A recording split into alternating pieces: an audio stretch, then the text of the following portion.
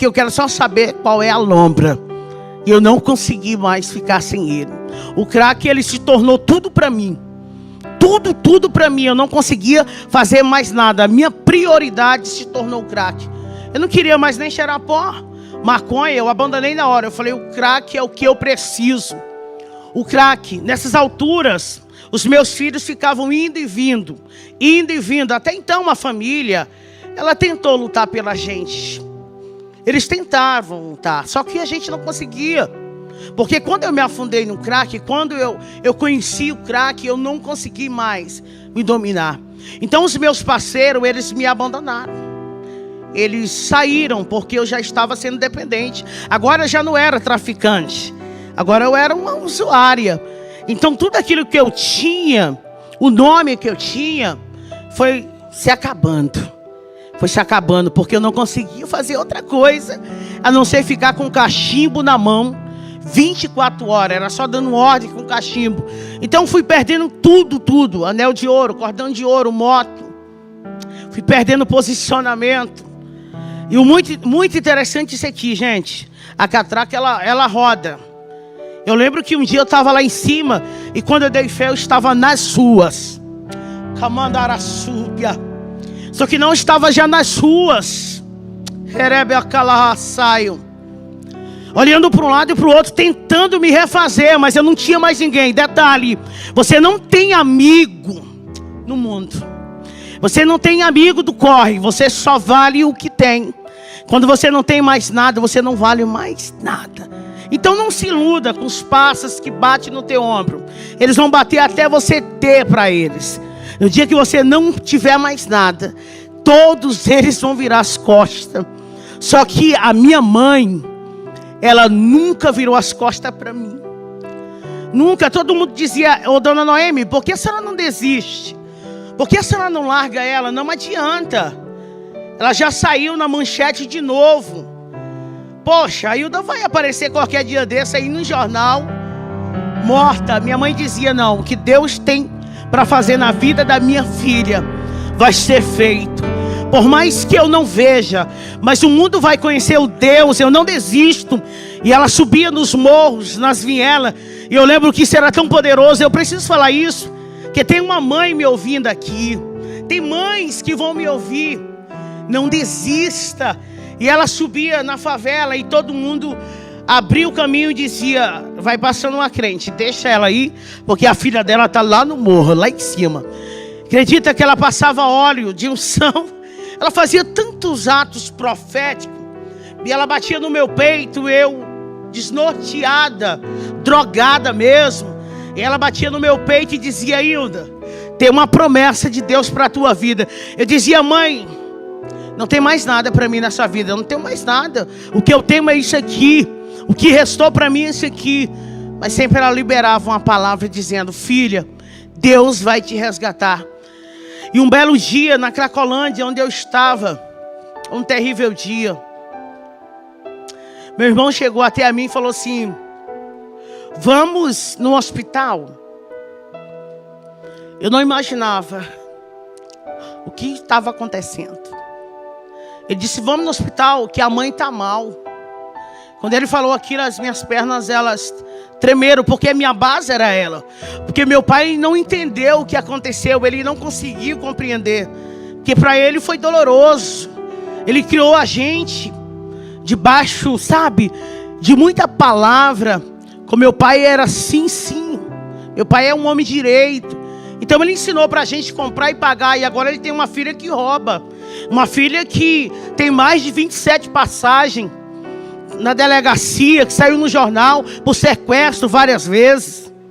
Várias vezes teve que sair no jornal, olha o tanto de arma. E os filhos, cadê?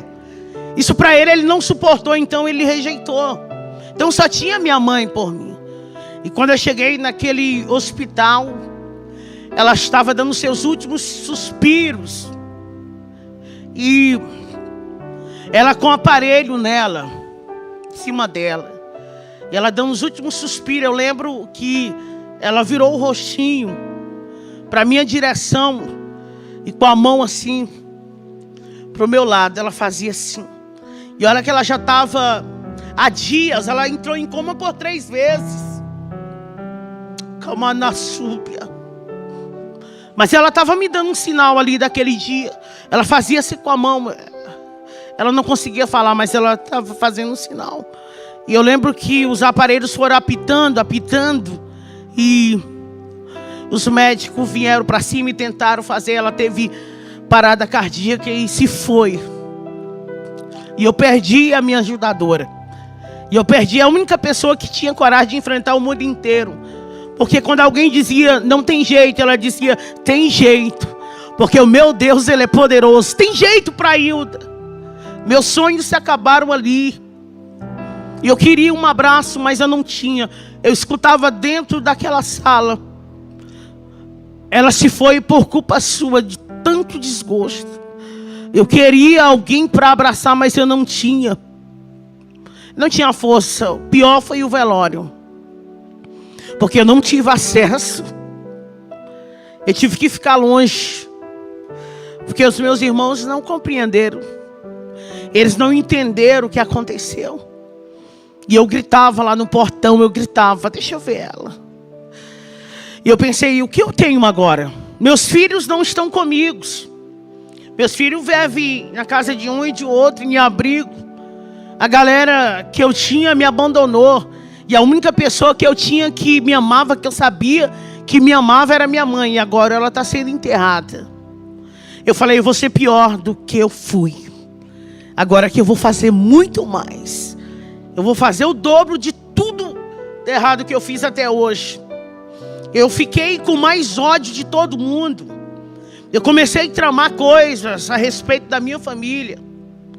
Deus, Ele, no meio disso tudo, alguns projetos diabólicos que eu fiz contra a minha família, Ele deu livramento.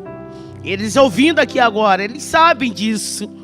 Que por várias vezes eu tramei a morte de pessoas ali, porque eu queria me vingar. Porque ninguém deixou ver minha mãe. Eu queria fazer de tudo para eles sofrerem. Eu queria fazer eles sofrerem.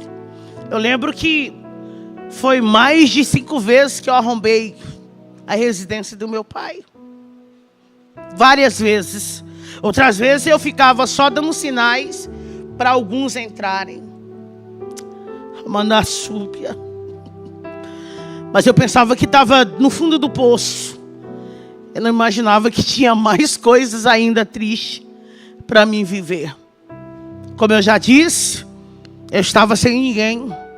Estava só, mas ficou a minha irmã. A minha irmã, ela começou a se compadecer de mim. E ela começou a fazer o que minha mãe fazia. Levava comida, que eu passava dias sem tomar banho. Eu estava num estado de rua aqui agora. Eu estava muito dependente do crack. Amor, eu sentia vontade de ver meus filhos, mas eu não tinha força. Eu sentia vontade de um dia reconstruir tudo, mas eu não tinha força. E eu só pensava nela. Mas eu lembro que ela tentou refazer tudo que minha mãe tinha feito. Mas o pior também aconteceu. Parecia que tudo de ruim estava acontecendo na minha vida. Aquela vida maravilhosa que eu tinha se acabado. A ilusão. Cadê aquela vida que eu tinha, aquela cama fofa, que agora já estava dormindo na rua? Cadê, gente? Cadê os carros? Cadê os pássaros? Não tinha mais ninguém, só tinha ela. Mas ela